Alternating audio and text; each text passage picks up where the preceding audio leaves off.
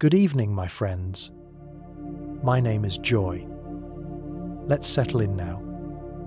Feel the weight of the blanket, the gentle stillness of the night, and the quiet rhythm of your breath. Tonight, we'll drift through the hidden forces that shape our Earth. Volcanoes, ancient, powerful, unpredictable, waiting beneath mountains and fields, their secrets tucked beneath layers of stone and silence.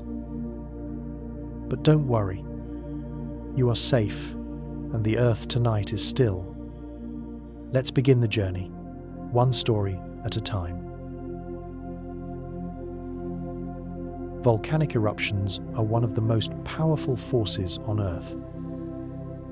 From spectacular lava fountains to deadly explosions, they can bury entire cities under superheated clouds of ash and gas, or turn quiet rivers into seething torrents of mud and debris.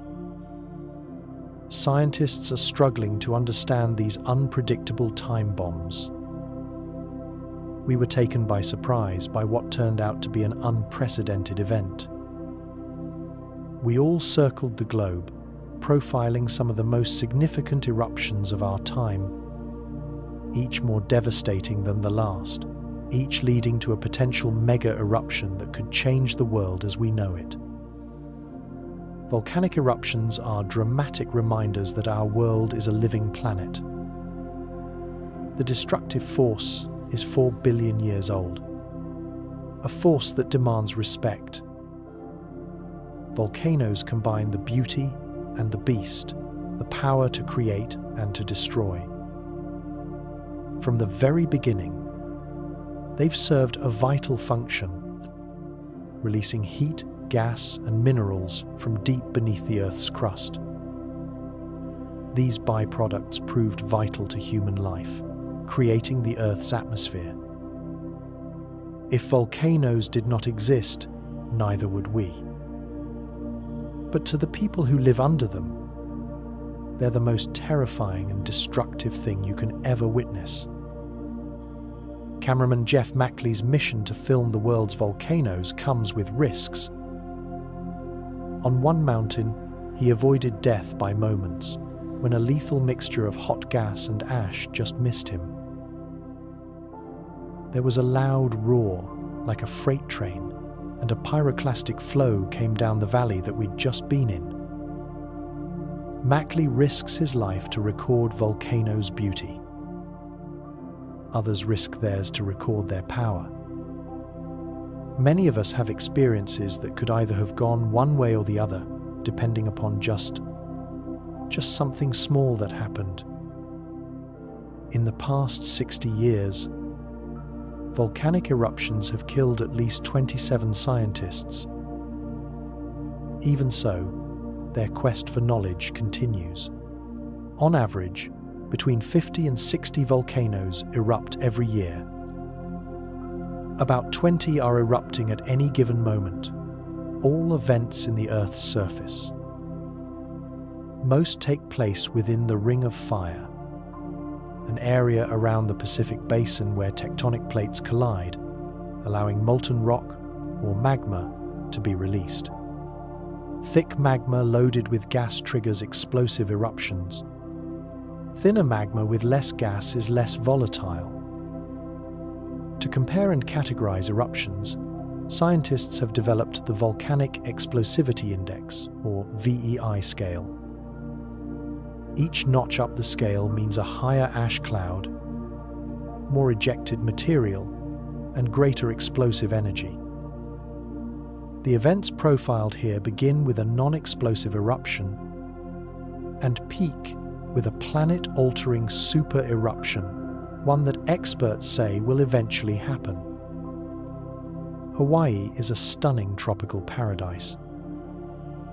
But under the brilliant sand and lush forests simmers a cauldron of tremendous heat and violence.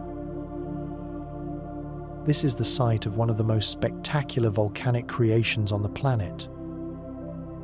All of the Hawaiian Islands are volcanoes, built over 70 million years by a powerful geological formation. called, appropriately, a hotspot. The hotspot is a narrow zone which has an excess amount of heat in it. The heat rises, and relatively near the Earth's surface, this heat melts the rocks. And then that melted rock erupts as lava. In February 1983, Kilauea on the big island of Hawaii sends lava fountains 80 meters into the air.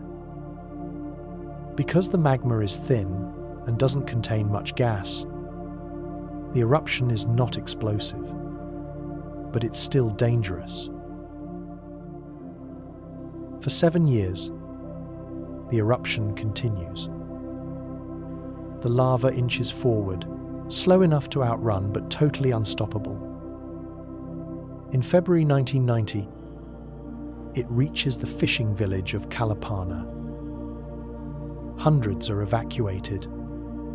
It became a very painful experience, actually, to watch this, because it was just creeping through town. Every week or so, another block's worth of houses were gone. Residents have time to pack up their belongings, and in some cases, their entire homes. Others can only watch as the lava destroys their past. We moved out that afternoon, and 2 days later, our home was engulfed by flames. We were able to watch the lava come into our backyard. The entire village is gone, buried under more than 15 meters of molten rock. Behind me is the eastern edge of what used to be the town of Kalapana. In 1990, there were about 150 homes out here, and they've been buried by about 5 stories worth of lava. Despite the hardships caused by the volcano, some Hawaiians see beyond their personal tragedy. They respect the power and the beauty of the lava, a force they worship as a goddess named Pele. We don't really resent or feel like it was a loss for us. Because we know that Pele, this is her land, her Aina, and she can come anytime she wants to, go anywhere she wants to. The Hawaiians were unable to stop Kilauea's enormous lava flow, but 4,800 kilometers away, an entire nation took a desperate stand when a volcano threatened one of their towns. On the 23rd of January, 1973, the Eldfell volcano erupted on the Icelandic island of Heimaey. A slow-moving lava flow more than 10 meters high began creeping toward the village of Westman. The majority of the village was evacuated, but a dedicated team stayed behind to confront the formidable force. Over 5 months, crews sprayed approximately 6 million cubic meters of seawater onto the lava flows. Nearly 4 million cubic meters of molten lava was converted into solid rock. The village was saved. Such a Herculean effort is impossible with Kilauea. The flow there is simply too great. The lava that destroyed Kalapana ploughed on, pouring into the sea in a spectacular collision. Where the lava meets the ocean, it forms one of the most beautiful places on the flow field. But it's also one of the most dangerous. Beneath the solidifying lava, unstable sand is prone to sudden and violent collapse. All of a sudden, the surface snaps off, the ocean rushes in, and massive explosions follow, sending towering plumes into the sky and launching rocks the size of basketballs across an area the size of several football fields. This impressive display is a glimpse into prehistoric times when volcanoes first formed land. That same process is still happening today. Lava builds new beaches, flows over them, and repeats beach lava, creating what scientists call a lava delta. Since 1983, Kilauea has displaced nearly 200 families and destroyed millions of dollars in property. In that same time, it has added more than 200 hectares of land to the island, continuing the 70 million year process that created all of Hawaii. It's a stunning example of how a volcano can create and destroy at the same time. Its slowly oozing magma is a constant threat, but it rarely explodes violently. In our next event, thicker magma, trapped in a geological powder keg, triggers a much more explosive volcanic eruption. Lethal, white-hot clouds of gas descend on thousands of people, wiping out an entire Caribbean capital. And later, in our mega disaster scenario, a supervolcano strikes the heart of Europe, demolishing a major city and casting a shadow over the entire planet. The stunning lava fountains and flows of Kilauea on the big island of Hawaii both create and destroy, but rarely are lethal. But there are much more explosive and dangerous volcanoes, ones that spew out deadly gas and ash clouds. One such volcano ravaged half a nation and sent 19 to their graves. Montserrat is a lush and tranquil Caribbean retreat. But in 1995, the Soufrière Hills volcano, quiet for nearly 400 years, rumbles back to life. Over the next 2 years, multiple eruptions shoot ash thousands of feet into the air. The capital of Plymouth is evacuated. Twice. Each time, the residents return, hoping the volcano's rage is over. On the 25th of June, 1997, those hopes are buried. At 1 p.m., a giant ash cloud erupts nearly 10 kilometers high. In the next 30 minutes, close to 800-degree mixtures of ash and rock race downhill at more than 100 kilometers an hour. The lethal clouds are called pyroclastic flows. Dr. Sue Lockland is the director of the Montserrat Volcano Observatory and a witness to the eruption. The maximum speed of pyroclastic flows on that day could have been in excess of 150 miles per hour. Even though people saw it coming, there was very little they could do to make their escape. The nearly 8 million cubic meters of flow covers thousands of square kilometers of land, damages or demolishes more than 100 homes, and destroys the island's only airport. Other than one ferry service, Montserrat is cut off from the rest of the world. But the volcano is not finished. Over the next 4 months, eruptions and pyroclastic flows continue to devastate the island. We had over 70 explosions in 1 month. Sometimes there were 4 explosions a day. Each explosion generated a mushroom cloud, which rose rapidly to great heights above the volcano. Each explosion generated pyroclastic flows, which spread in all directions around the volcano.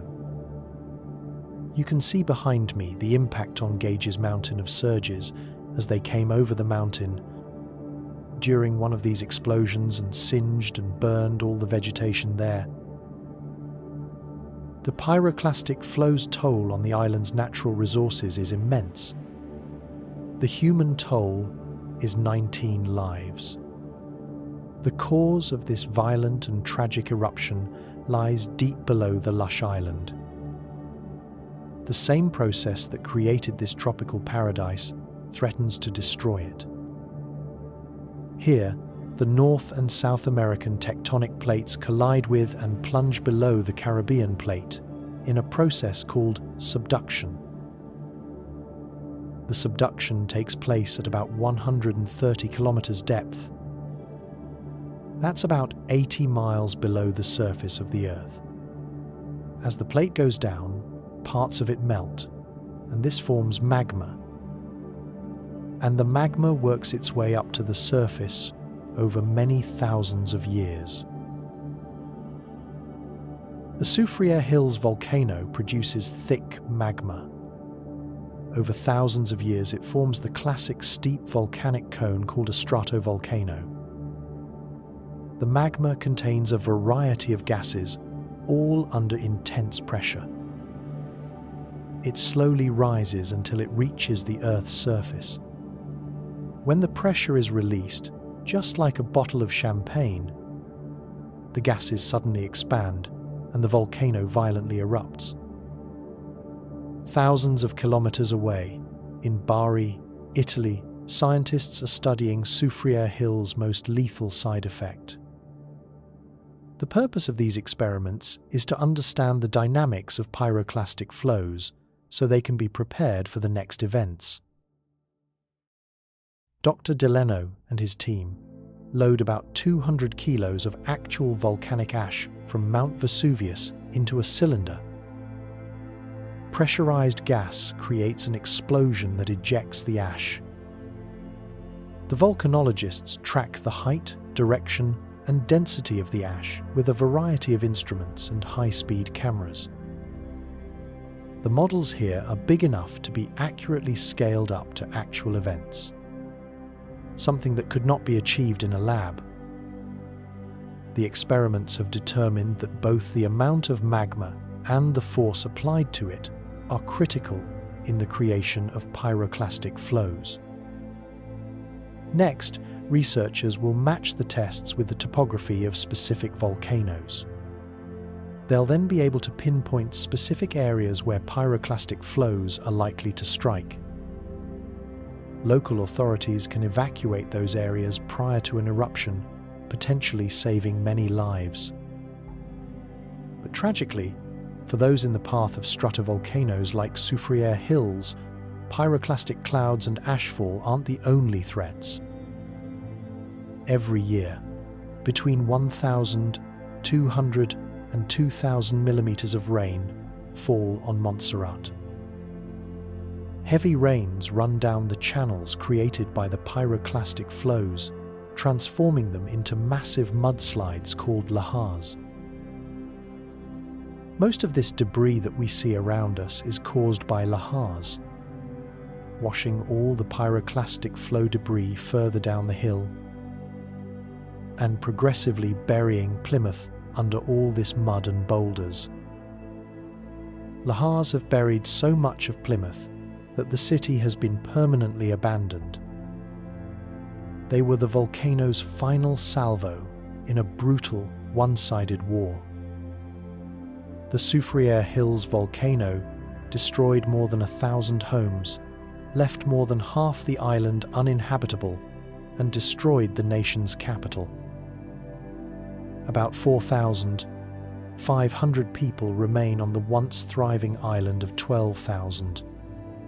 It was sad to see people just having to go by droves out of Montserrat. But it was understandable, because these people lost their properties. It was pure strength why I stayed here. I mean, you had no place to go, no place to live.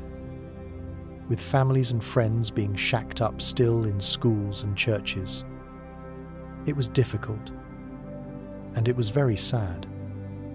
But the volcano has also created new opportunities that have helped revitalize the island. Volcano-related tourism is rising. Roy Daly owns and operates a tour bus business. People are anxious to see a live volcano. I don't think there's any place on the face of the Earth that you could see a live volcano from approximately 1 mile from it, bubbling and rolling and walking right through hills. multiple pyroclastic flows and lahars were lethal and destructive. Its eruptions never exceeded a 3 on the Volcanic Explosivity Index. But when a VEI-5 fires a single 24 megaton blast, it destroys thousands of acres of land and kills dozens of people.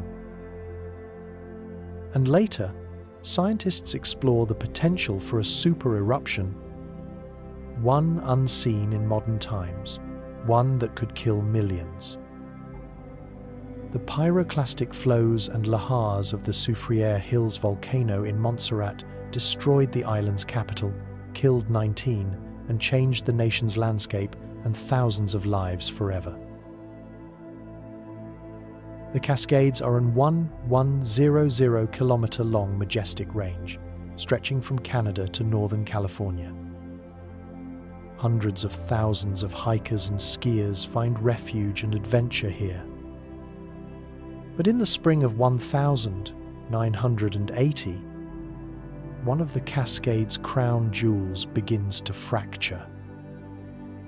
In March, small earthquakes ripple deep below the peak of Mount St. Helens. After more than 120 years of slumber, the mountain is awakening. This seismicity is typical of volcanoes when they reawaken, because as molten rock tries to push its way up underneath the volcano, it makes a lot of noise, shouldering aside the hard rock that makes up the edifice of the volcano itself. On May 17, Keith Rongholm, a geophysics graduate student, intrigued by the mountain's activity, decides to get a closer look. Mount St. Helens was erupting about every 5 or 8 days. I had gone to a place called Bear Meadow to try to get a view of one of these small summit eruptions. Rongholm gets far more than he bargained for. At 8:32 on the morning of May 18, a magnitude 5.1 earthquake rips through the volcano's north side. 2.8 billion cubic meters of earth falls at speeds of up to 257 kilometers an hour.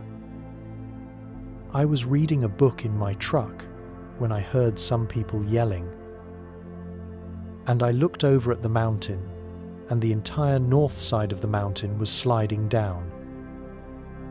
The Earth's movement releases the enormous pressure holding the magma inside the volcano. A 24 megaton blast over 1,800 times more powerful than the Hiroshima atomic bomb shatters the north face of the mountain. The blast is unusual. It doesn't shoot straight up, as most eruptions do. This is a rare lateral blast, slamming a huge cloud of rocks, trees, and ash approximately 180 degrees out from the mountain. There was a puff of dark grey churning ash, and within 10-15 seconds that ash had expanded out and covered the entire mountain. All of this was happening silently. There was no noise to reinforce my flight response. Luckily for Rongholm, the strongest part of the blast heads north and northwest.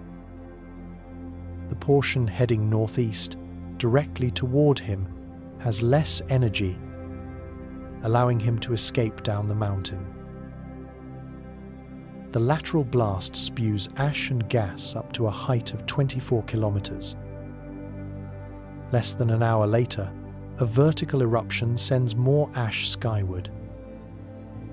Into this grim scene flies Jess Hageman with the Washington Army National Guard. Most of the trees were blown over by the eruption. And we're talking 14-15 miles downstream of Mount St. Helens. The whole landscape was changed. It made you feel like sort of a gnat flying around the universe. Because in comparison to the size of the eruption, it was amazing and horrific. 800-degree pyroclastic flows raced down the steep flanks at up to 129 kilometers an hour. In some places, they are 37 meters thick.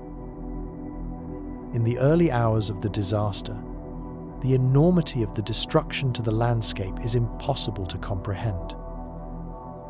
But the eruption kills 57, mostly campers and tourists.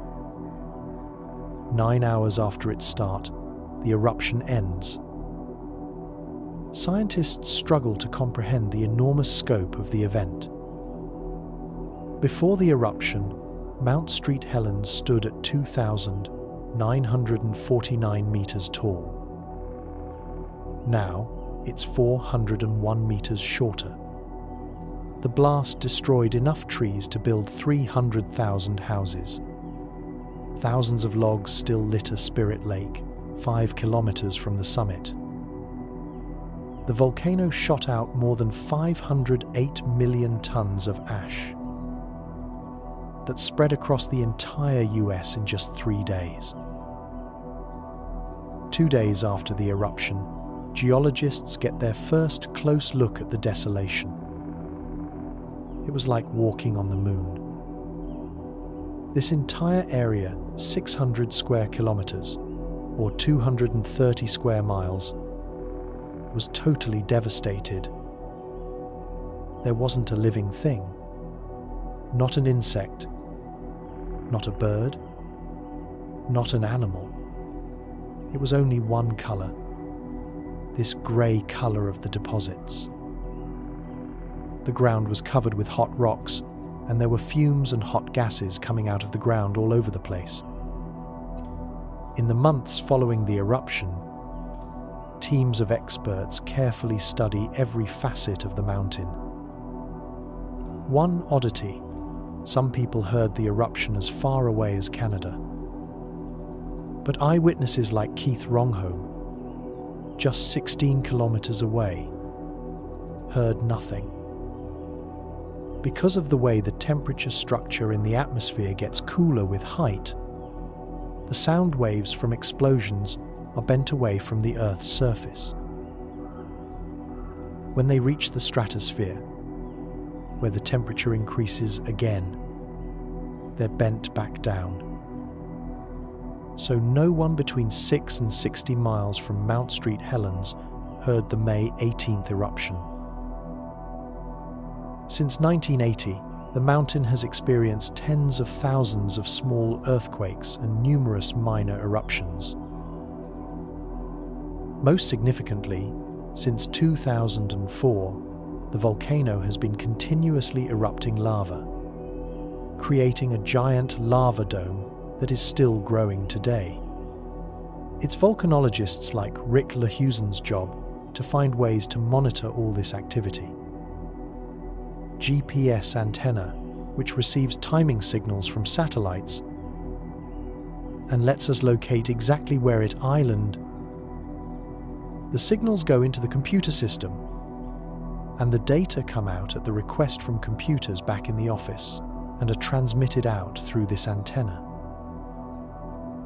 As they approach the crater, the new lava dome is visible, spewing out sulfur dioxide, gas, and steam. This is proof that magma is reaching the surface with the potential to build to another eruption. The most dangerous moment for Rick and his pilot comes as they place the spider on the lava dome. This close to the crater floor, exploding rocks or a sudden burst of steam could easily kill them. Operating with the precision of surgeons, men carefully place the spider directly on top of the lava dome. Within seconds, the device begins gathering and transmitting data. At the Cascades Volcano Observatory in Vancouver, Washington, Lehusen analyzes the spider's digital camera images. Time-lapse photography shows the lava dome's formidable growth. What's really phenomenal is how much rock is coming out of the ground. It's taller than the Empire State Building. It's coming up at 5 meters per day, more than 200 meters across. And it's right here in our backyard. no conclusions have been drawn yet about the lava dome's rapid growth. Geologists warn that an eruption similar to the 1980 event is possible, but unlikely. They are certain, however, that future eruptions of some sort will occur. Whatever its future, the mountain's recent past continues to reverberate today, especially for those who were there. It's just an amazing event to witness. We normally think of the Earth as being a very static, stable environment, one that doesn't change. But when you get to watch a volcanic eruption, and you watch a giant piece of the Earth slide away, followed by this dynamic, churning ash cloud that flattens tens of square miles of forest. Mount St. Helens VEI 5 lateral blast destroyed a massive amount of land and killed 57 people. Just one notch up the scale, a VEI 6 volcano kills hundreds when its huge eruption is followed by a long series of deadly side effects. And later, scientists revealed the unthinkable effects of a mega eruption that they guarantee will happen sometime in the future. But there's one volcano that's in a class by itself. It killed hundreds, afflicted millions, and affected the entire planet. Its eruption was just the first in a series of tragic events that went on for days, months, and years, that continue to this day. Luzon is the largest of the Philippine Islands. It's home to 56 million people, the capital city of Manila, and Mount Pinatubo. For centuries, thousands have lived on and around the mountain, harvesting rice and other crops from its fertile soil. What many locals didn't know or believe is that the mountain is a volcano. Even most experts who knew it was thought it was inactive. On the 9th of June, 1991, the mountain erupts for the first time in more than 500 years.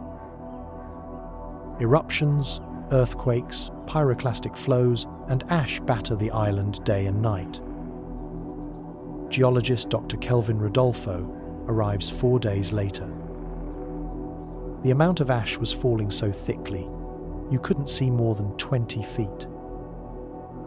There were pieces the size of chicken legs landing on us. On the 15th of June, a massive eruption spews 5 cubic kilometers of volcanic debris, 35 kilometers high. The top of the mountain collapses, triggering a series of large earthquakes. Rodolfo is one of thousands trapped in the city of Olongapo, 33 kilometers from Pinatubo. I was terrified, continually, during the eruption. Every 3 minutes or so, there was a noticeable tremor, one of the magnitude that would cause you, impulsively, to want to run outside of a building. But outside, the scene is equally terrifying. Reddish lightning was darting horizontally above people, and the claps of thunder were practically simultaneous with the lightning.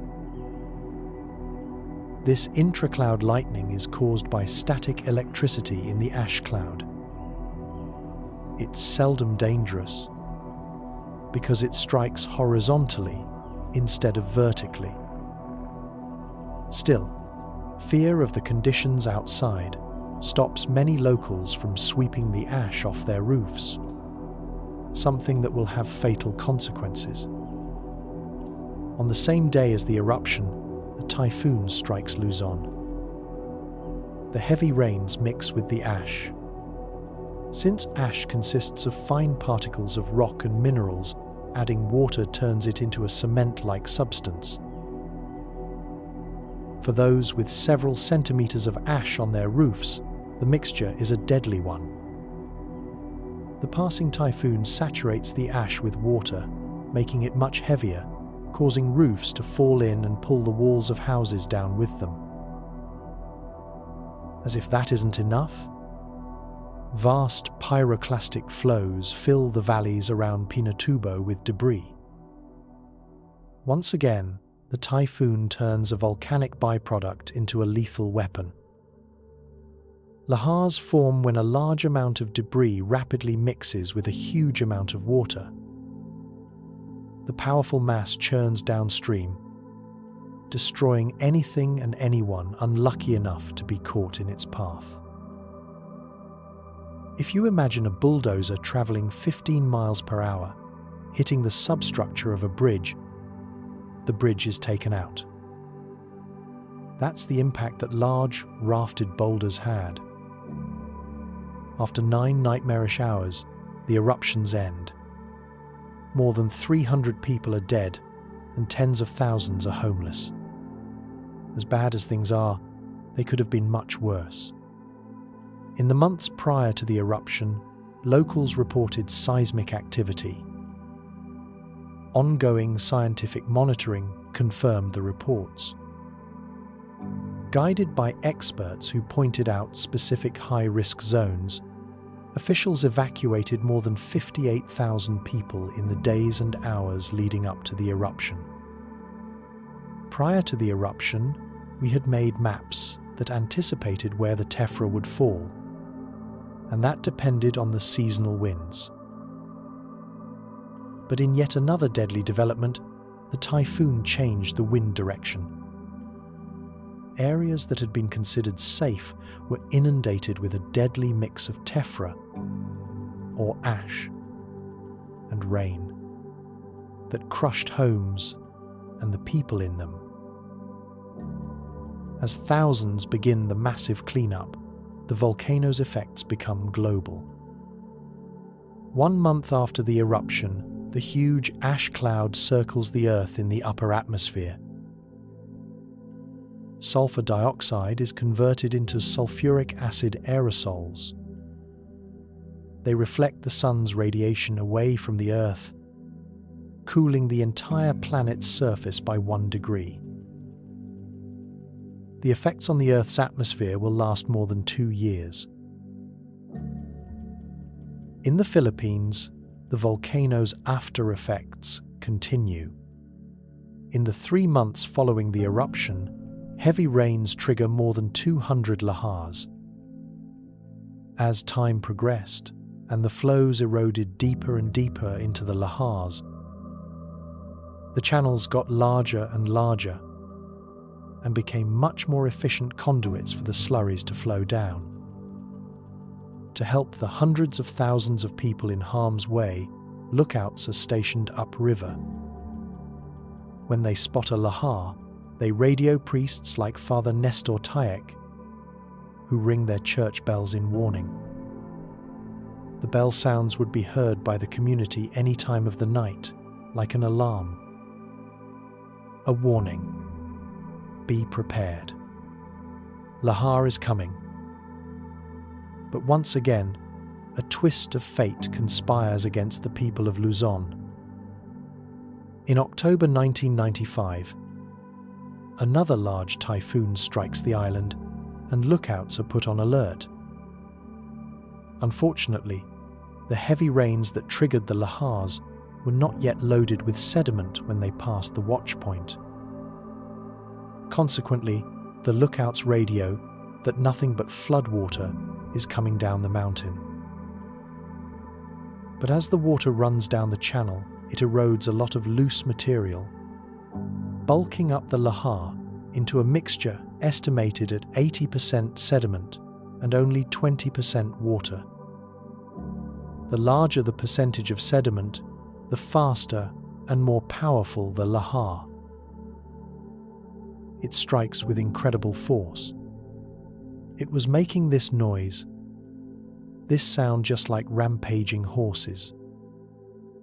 It was coming closer. Suddenly, it invaded our parish church. The lahar kills dozens and buries the entire town of Bacolor like cement. the remains of the lahar dry quickly and turn rock hard. Today, the entire village is built on top of the dried-out lahar. Eerie reminders of the devastation are everywhere, including Father Nestor's church, where a new floor had to be built over 7 meters of mud. Since 1991, thousands of lahars have killed nearly 400 people and destroyed more than 42,000 homes.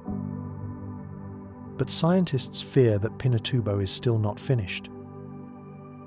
On top of the mountain, a new threat is forming. Not magma, but years of heavy rainfall that have created a giant lake in the Volcanoes caldera. It breached its banks in 2002, generating a massive lahar. Geologists are concerned about a huge fault that runs through the area. The rocks, weakened by the fault, are more easily eroded. The walls of the channel are steep. Landslides could fall, plug the channel, cause the lake level to rise, and then spontaneously flush out in large amounts. That would generate new large lahars. The lake contains 100 million cubic meters of water. 46,000 people live below it. All would be threatened by a major lahar. To date, the eruption and lahars have affected almost 2 million people. For the battered but resilient residents of Luzon, Pinatubo is a constant threat. For scientists, it's an ongoing spectacle. In geological training, we're accustomed to thinking in terms of small events repeated over millions, tens of millions, or even hundreds of millions of years to generate mountains. But here, we see events happening within a day. A huge amount of pyroclastic material, a huge hole developed over a matter of hours or days. And that, to me, is very fascinating. The devastating byproducts of the Pinatubo eruption had long-term effects that killed hundreds, effects that continue to this day. But a mega eruption, one that volcanologists are certain will happen, could threaten millions. The VEI 6 eruption of Mount Pinatubo and its after-effects killed more than 700 people, sent a huge ash and gas cloud around the globe, and lowered the Earth's surface temperature. If we were to experience a VEI 7 super eruption, it would be 10 times larger. It would destroy all life for dozens of kilometers. It would drastically change the Earth's climate. And scientists say it will happen someday. The climate effects of a super eruption, scientists say, will happen someday. The 5 million people in the Naples, Italy area live in the highest volcanic risk zone in the world. Approximately 11 kilometers to the east is Mount Vesuvius. Its 79 ampere D eruption killed more than 20,000-inch Pompeii and other villages. Since then, the volcano has erupted 50 times, most recently in 1944. Vesuvius looms over Naples as a constant threat. But 15 kilometers to the west lies a far less conspicuous and potentially far more deadly volcano, Campi Flegrei. Campi Flegrei is an enormous one, 3-kilometer wide caldera with a series of craters scattered inside. 350,000 people actually live within the caldera walls.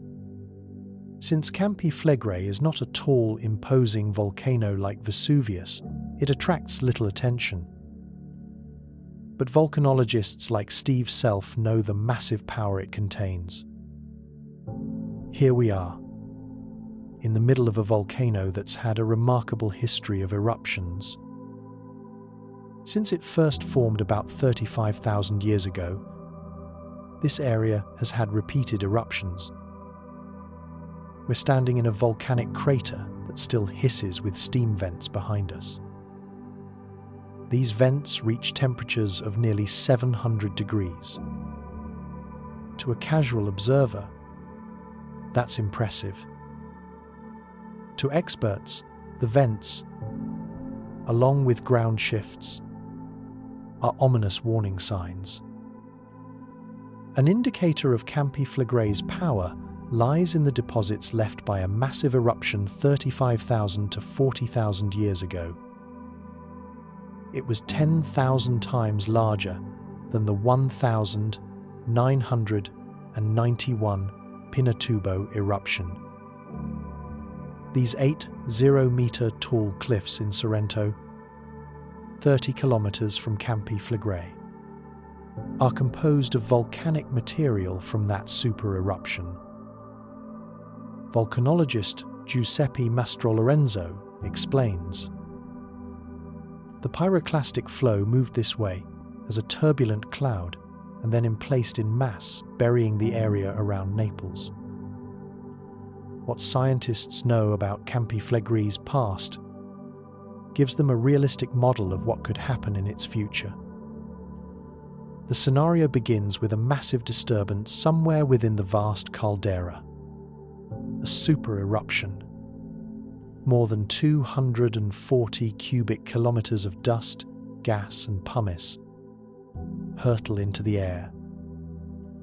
It would bury an area the size of a major city under ash hundreds of feet thick. Enormous pyroclastic flows race from the volcano at near supersonic speeds. Buildings not already buried by ash are knocked down by the force of the flows, or incinerated by 800-degree temperatures. The once proud city is completely annihilated. The death toll from the flows and ash is apocalyptic. We can assume that in the case of a super eruption, several million people will be killed. The destruction spreads far beyond the immediate area. The eruption column grows to a staggering height of 30 kilometers. Heavy ashfall smothers towns near the caldera and spreads as far away as Rome, 225 kilometers away. The city is pelted with more than 20 centimeters of ash, enough to cause roofs to collapse and kill thousands. Smaller amounts of ash fall across Eastern Europe and parts of Asia, but even a few centimeters of ash would disrupt transportation, water supplies, and basic systems we rely on daily. It's enough to bury crops, enough to strip leaves and branches from trees. The enormous quantity of ash and sulfur dioxide released triggers a planet-wide condition, one that could affect millions. Atmospheric models predict a drop in global temperature by several degrees Celsius. This would affect weather for years, perhaps 4 or 5. Crops might fail in key regions. Huge areas of vegetation would die. Millions could starve. Ultimately, the entire planet, and everyone on it, would be dramatically affected. When you consider the number of supervolcanoes around the world that could produce eruptions of this scale, and recognize that there are probably several we don't even know about yet, we've still got a huge amount to learn. There is possibly something like a 1% chance that such an eruption could happen in the next 100 years, which is quite high, actually. High enough for scientists to urge international discussions of this type of disaster. Volcanologists know there is no way to prevent an eruption, so they learn from the past and study the present to help mankind prepare for the future. And now, as the ash has settled and the sky returns to its quiet blue, we leave behind the trembling ground and whispering steam. The volcanoes sleep again, for now, and so can you. Let the warmth of the earth cradle you, steady and calm. Breathe in and out. The story is done. The night is yours. Good night.